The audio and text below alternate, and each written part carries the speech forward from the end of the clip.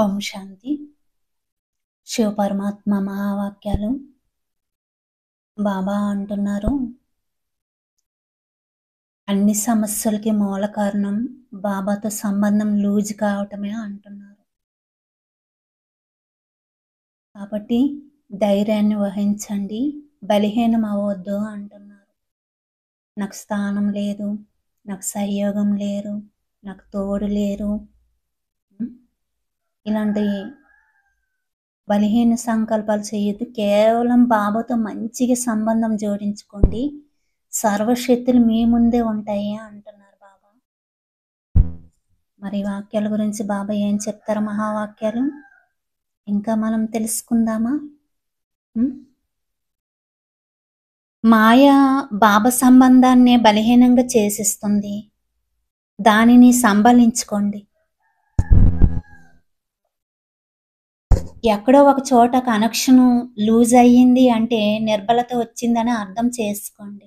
బాబాతో సంబంధం లూజ్ అయ్యిందంటే ఎందుకు జరిగింది, ఏం జరిగింది అని ఇలా ఆలోచించకండి. ఎందుకంటే ఎందుకు ఏమిటి అదే దానికి బదులు సంబంధాన్ని మంచిగా చేసుకుంటే సమాప్తి అయిపోతుంది. సహయోగం కోసం సమయం తీసుకోండి. యోగం యొక్క తరంగాలు వాయుమండలం తయారు చేయడం సహయోగం తీసుకోండి. ఎవరి నుంచి సహయోగం తీసుకోమంటున్నారు? బాబా నుంచి. పనికిరాని మరియు వ్యర్థ విషయాలు మరియు విస్తారంలోకి వెళ్ళే విషయాలలో ఎవరిని తోడు తీసుకోకండి. అది శుభచింతన అయితే ఇది వ్యర్థ చింతన అవుతుంది. అన్ని సమస్యలకు మూల కారణం సంబంధం లూజ్ అవడమే బాబాతో.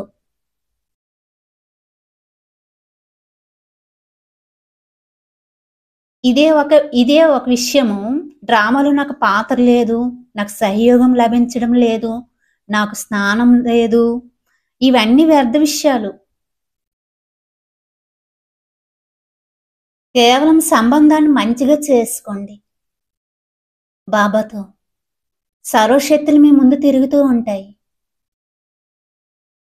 వాటికి ఎక్కడికి వెళ్ళడానికి ఖాళీయే ఉండదు. బాబ్దాదా ఎదురుగా వెళ్ళి కూర్చోండి. అప్పుడు సంబంధం జోడించేటందుకు బాబ్దాదా మీకు సహయోగి అవుతారు. ఒకవేళ 1-2 సెకండ్లు అనుభవం కాకపోయినా అలజడి అవ్వకండి.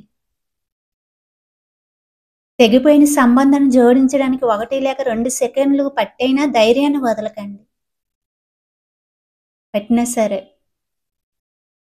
నిశ్చయం యొక్క పునాదిని కదుపుకోకండి. నిశ్చయాన్ని ఇంకా పక్కాగా చేసుకోండి. బాబా నావాడు మరియు నేను బాబావాడిని. ఈ ఆధారంగా నిశ్చయం యొక్క పునాదిని పక్కాగా చేసుకోండి. బాబాను కూడా మీ నిశ్చయం యొక్క బంధనాలు బంధించగలుగుతున్నారా? బాబా కూడా వెళ్ళలేరు. మనం ఎప్పుడైతే మన నిశ్చయం యొక్క పునాదులో బాబాను బంధించేసాము అంటే బాబా కూడా మనల్ని వదిలి వెళ్ళరు అంటున్నారు. అంత అధికారం ఈ సమయంలో పిల్లలకి లభించింది. మీ అధికారాన్ని, జ్ఞానాన్ని ఉపయోగించండి. పరివారం యొక్క సహయోగాన్ని ఉపయోగించండి. ఫిర్యాదులు తీసుకొని రాకండి. సహయోగం కూడా అడగకండి. ప్రోగ్రాం సెట్ చేసుకోండి. బలహీనంగా అయ్యి వెళ్ళకండి. ఏం చెయ్యము, ఎలా చెయ్యము అని భయపడకండి.